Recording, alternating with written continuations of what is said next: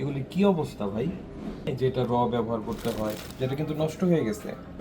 এখন এটা যখন আপনি সালাদে কাঁচা ব্যবহার করবেন, এটা যিনি খাবেন তিনি তো অসুস্থ হয়ে যাবেন। এই যে এটা তো এইভাবে রাখার কোনো সুযোগ নাই। আমাদের ফাস্ট ফুডগুলি কি খাওয়াচ্ছে? এটা এরকম কেন? এই আপেলটা এইভাবে রেখে দেওয়ার কোনো মানে আছে? এটা কি কাজে লাগবে বলেন তো? ফালুদার মধ্যে দিবেন, ফালুদার মধ্যে দিলে তো এটা রই খাবে।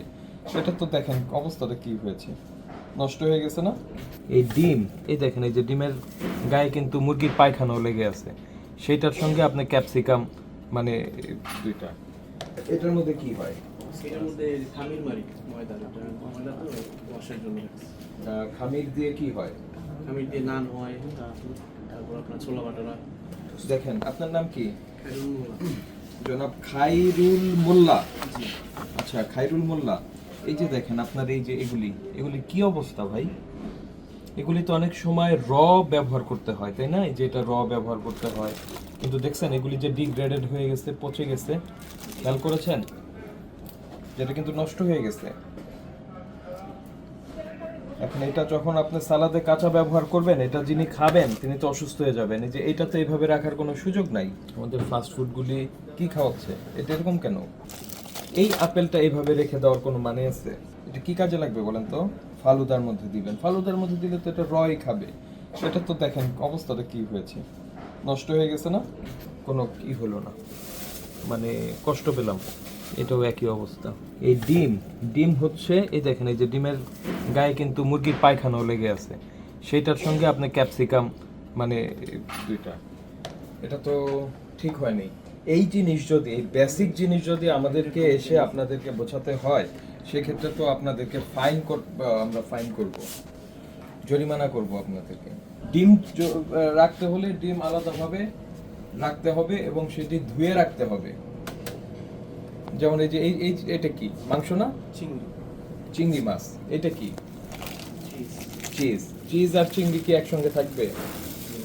তো এটা থাকলে তো অবশ্যই ইসে থাকবে, কন্টেইনারের মধ্যে আটকানো অবস্থায় থাকবে। চিজ এভাবে খোলা, সঙ্গে হচ্ছে আপনার কাঁচা মাংস।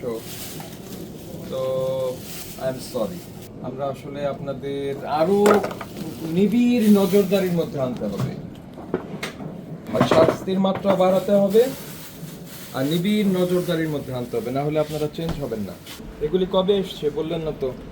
আইসক্রিম কবে আসছে বলো? আইসক্রিম আসছে স্যার, ডেট আমি লিখতেছি। এক সপ্তাহ হয়েছে। এক সপ্তাহ? কতদিন এটা এইভাবে থাকবে? স্যার এটা অবশ্যই এটা মেনটেন্ড টেম্পারেচার এখানে আপনি রাখতে পারবেন। গাইডেড দেওয়া আছে। কতদিন রাখতে পারবেন এই টেম্পারেচারে? ফ্রিজে কাঁচা মাংস এটা এবং নাই ফল নাই। মাছের সঙ্গে আপনার সবজি, ফল, মাশরুম, চিজ এগুলি সংরক্ষণ করছেন। ওহো, আরেকটা জিনিস, ওই যে ইয়েতে একটু নিয়ে আসেন, ওই যে ক্যামেরা জলটা নিয়ে আসেন। 10/8/2027 এটার কাজটা কি? এটা কোথায় দিতে হয়? হ্যাঁ, ইউজ করি না স্যার। না এখানে রেখেছেন কেন? মানে এটা কি জন্য রেখেছেন? ব্যবহার করেন না তাহলে রেখেছেন কেন? আপনাদের পানির সোর্স কি? মানে পানি কি, কোন পানি ব্যবহার করেন?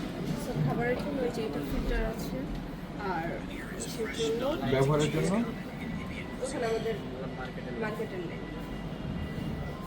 তো ধরেন আপনি চটপটির টকের যে ইয়েটা আছে ওটা বানাবেন, চার প্রতিদিন। তো যদি আপনি ওই লাইনের পানি দিয়ে বানিয়ে ফেলেন, না স্যার ওরকম না।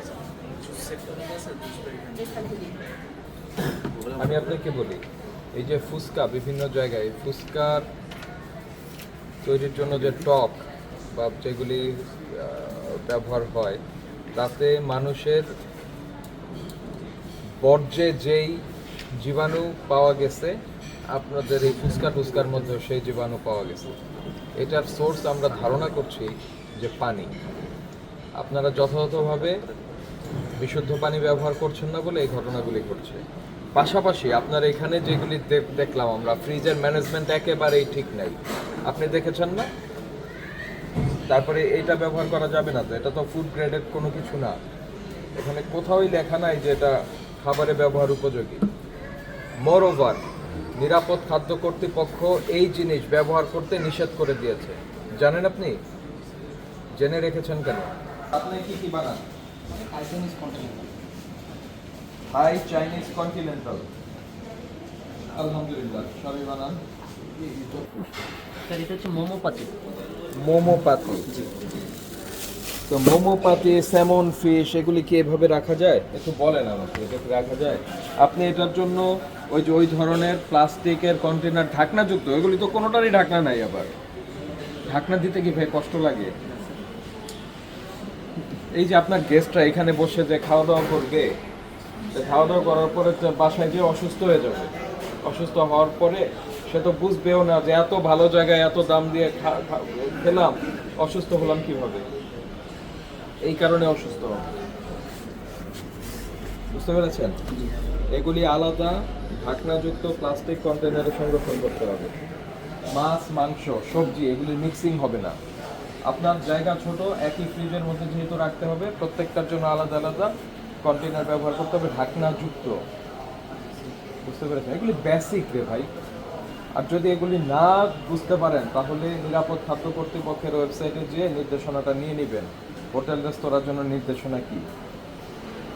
গভর্নমেন্ট চেষ্টা করছে, তো আপনারা তো সেই সুযোগ নিচ্ছেন না। নিজের ইচ্ছা মতো চললে ফাইন হবে, আর সেই ফাইন দিয়ে ব্যবসা করতে পারবেন। এই যে খুব সুন্দরভাবে আপনার নামটা আমাদের খাতায় চলে আসছে না, এরপরে যে আসবে আগে এসে আপনারটা চেক করবে যে নির্দেশনা তো অফকোর্স আমরা দিয়ে যাবো, সেই নির্দেশনা আপনি প্রতিপালন করছেন কিনা।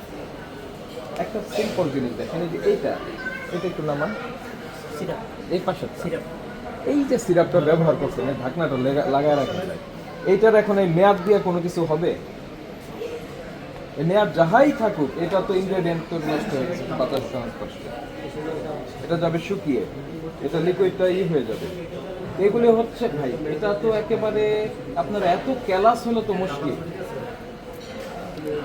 কাজ শেষ করেছেন সুন্দরভাবে, এটা লাগিয়ে আর টাইট করে লাগিয়ে তারপরে রাখবেন।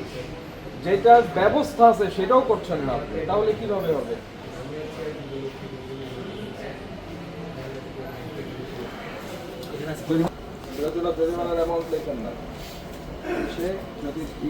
আপনাকে ভোক্তা অধিকার সংরক্ষণ আইন